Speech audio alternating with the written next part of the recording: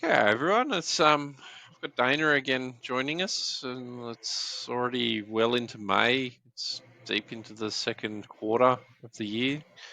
How's everything going, Dana?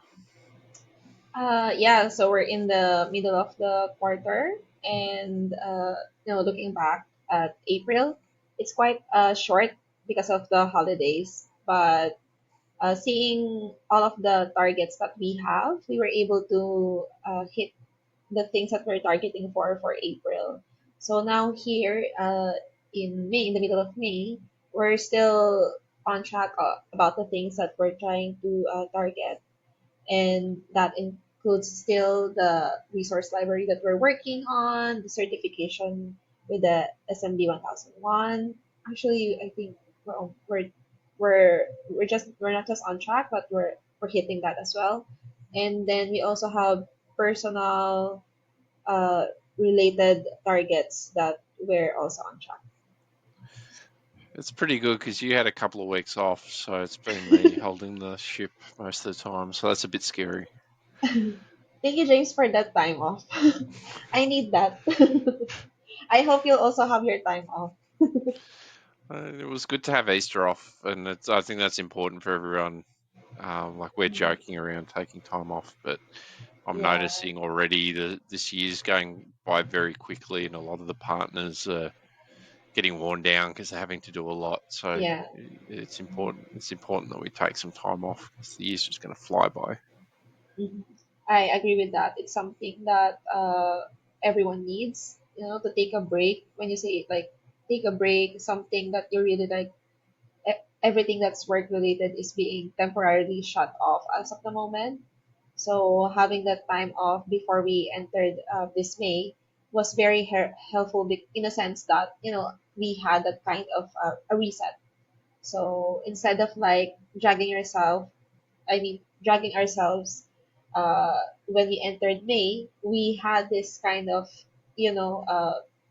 feeling of excitement that we're doing work again after being refreshed from the holidays. I'm glad you're excited to be back at work. It's all I I needed to hope hear, and to. this is recorded. This is recorded, so it has been a busy period too. Because like we in April we launched the website, and late March we've got the YouTube channel, and that keeps growing. And I've been busy out on the road. I'm doing a lot more travel again. I've been doing a lot more webinars and Yes. more interviews. So I can't believe it's only May, and we've still Yeah. got a long way to go. And doing a lot of great things. And I want to call out like not only are we doing the SMB 1001 stuff, we're working with close partnerships with Wayne Small from the Small Business Group, Luke from Aegis Cybersecurity are helping us implement that and utilizing the Assuredly platform to go through the auditing process as well is making it a lot easier. But we're also doing we've kicked off the whole ISO certification process, which you're leading that side. How are you feeling about that? It always feels overwhelming for people when they hear ISO. Is it as bad as what it sounds? No, I don't think it's not. I think if, well, in my perspective, the thing about the ISO certification is that we have someone who's leading us into that, and that makes a lot of difference. I, I thought it's also overwhelming at first, but when we went through that workshop and we're starting to like doing things according to what is required, it doesn't actually feeling make me feel overwhelmed at all. I'm not saying it's easy. I think the challenging part for that is when you're not honest about the things that you have to work on. I think that will be the challenging part. But with us, we are open to that. What are the things that we need to comply, and it's also embedded in the targets that we have. So I think that's the part that made it manageable, or maybe a bit easier for us. The leading that the ISO 365 is doing for us, and us also working with them. Mhm. So it's going to be a lot of work. We're going to lift our compliance and um, our maturity up quite significantly very quickly for this, and that's going to take up a lot of time. So be exciting when we catch up next to talk about our progress. And Yeah. speaking of that, like what's your main thing you want to target for yourself personally for the remainder of remainder of this quarter, I guess? What are we aiming for June from your perspective?